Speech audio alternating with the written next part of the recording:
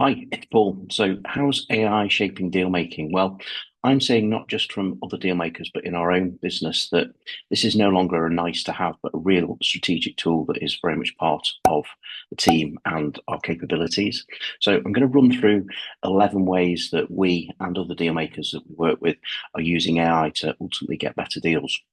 So, number one, most people know that you can use AI to assist with deal origination. It's very clever in that you can use it to analyze macro trends and identify acquisitions before they're even listed for sale. So, for example, you could ask AI to target certain trends like declining profitability, aging owners, reduced hiring activity, or even negative customer sentiment. A human would normally look at maybe 20 companies in a day, where AI could look at 20,000. Number two, you can use it to automate processes like data gathering, list building, even to personalizing the outreach content. But do be careful. I have become an expert at seeing what's written by AI and what's written by a human. I think that you can certainly use AI effectively in this way, but it does require a lot of training, the AI, and even then, it's not without its flaws. Number three, so we've built our own financial tool based on AI where essentially it can analyze a deal in seconds, whereas it could take a human 1 to 2 hours per transaction to get a high level overview. Now, with AI, you can basically get much more detailed assessment. So, this has enabled us to get faster, more accurate valuations. It's very clever at spotting manipulations, so things like one offs or adjustments, and it can produce detailed financial modeling, including stress testing various scenarios. So, for example, what happens if debt rates rise, customers churn, supply chain disruptions, or margin compression. A good example of this would be a recent transaction where we, as the buyer, were asking the seller to ensure that there was enough working capital to be left in the business at completion. Now, this business had a project based revenue model where some working capital was essentially tied up in WIP, work in progress.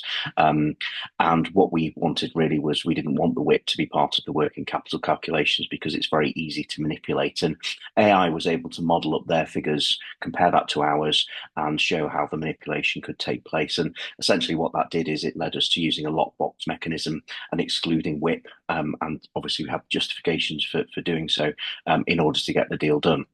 It can then help, draft proposals, letters of intent, and we're finding it can give the core content, but we use a human to turn that into a proposal that ultimately gets accepted. I really like how it can analyze raw accounting data and identify anomalies and reconstruct true earnings. Number four, so once a deal is agreed, it can be used to review due diligence in a far quicker timescale than a human being can. So in a typical SME transaction, we have 3 to 4 people on our team that would normally review due diligence over a sort of 4 to 6 week period to end up with, the process being completed. Now, whilst there is a need for humans to interpret the review and findings, it can certainly speed up, I would say, tenfold the time it takes. So, for example, looking at legal agreements, pointing out red flags, change of control clauses, to read, for example, a typical lease or customer contract may take 20 to 30 minutes, and obviously AI can do it in seconds. Number five, it's been mostly useful as well in automating administrative tasks like data entry and research. So, for example, if we were doing a buy and build in a new sector, well, identifying markets, spotting trends, generating the data and lists and reason, that would sort of typically take a human 1 to 2 days to do, and that can literally be done in less than 30 minutes. And it can even, produce things like term sheets, etc. Number six, and I really like this one. So once the deal's done, there's always an integration risk, particularly when you have, different cultures in different businesses. So asking AI to review things like Glassdoor, the employee review website and review sites, this can certainly help with assessing cultural fit and getting ahead of the curve of, any issues that we may, basically anticipate. Number seven, you could upload the legal contract, so the sale and purchase agreement, and ask it for feedback. So you can get it to mark up copies, you can get it to explain key points of law and how to deal with certain scenarios and find resolutions to those sticking points. So, for example, in Australia, there was a recent transaction that we were involved in. And in Australia, there are financial assistance rules governing how leveraging a company's assets can be seen as a financial assistance. And it's against the law to prejudice the company. So essentially, if you were doing this and it ended up where the company was going to be insolvent, then that would be against those rules. So what AI was able to do was, whilst I was aware of the financial assistance rules, it was able to sort of map me out a process and a procedure to basically ensure that the financial assistance rules were complied with. And as I say, whilst I knew what the rules were, using AI can help sort of deeper diving into processes and ensure all parties, can be aligned to a successful outcome. Number eight. So I love data and KPIs, and when we take over a company, we quickly put in what we call a daily dashboard. So it's a very simple spreadsheet, and it gives management key information on a weekly or monthly basis on sales, debtors, creditors, cash, so we can track key metrics in real time. Now, AI can not only automate this process of collecting and collating this data, it can also spot trends and anomalies. So this really helps us when we're running and operating a business. We can do so better as we're more informed. And of course, humans do undertake this task, but this does save significant time, and I found it to actually be more accurate in terms of the output. Number nine, the next one I like, not just from a due diligence perspective, but a post-acquisition tool to improve the business.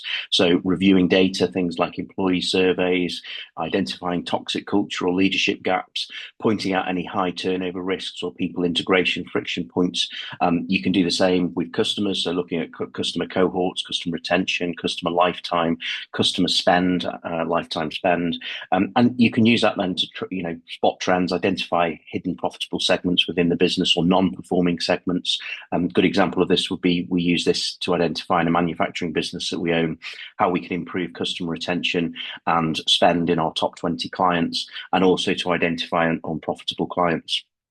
Number 10, matching deals with banks. So I've been doing this now for 15 years, and I like to think that we have a good sense of funding solutions in the markets that we operate. We understand investor appetites and which lender or investor may like a certain deal and those that won't. So a good example of this would be in the construction industry in the UK. Most construction businesses have contractual debts like milestone payments, retentions, etc. And if you were funding a deal using invoice finance, then most invoice finance providers don't like contractual debt like this.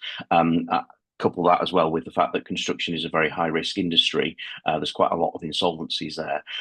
So in reality, I know from my experience, there's really only two go-to lenders for an MBI type transaction in the UK. And that's really just born out of my experience of doing quite a few deals in that space. But what AI can do is it can be used to identify banks' criteria, underwriting processes and criteria, appetites, etc., and help match and connect deals with the right funders or investors, and obviously find the right contacts within the financial institution.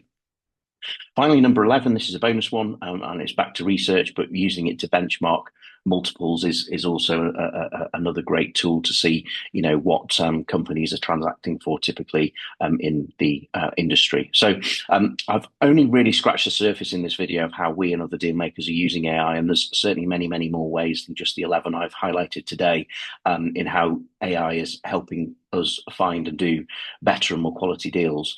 One thing is really clear for me is that those that are using it or adopt it will absolutely outperform the traditional methods. So if you like this content, please click the subscribe button. It helps my channel. It ensures you're notified when the next video's out. And if you're interested in mergers and acquisitions and want to join a free community of hundreds of deal makers around the world, you can do so by clicking the link in the description. For now, happy deal making, and AI helped edit the thumbnail for this video.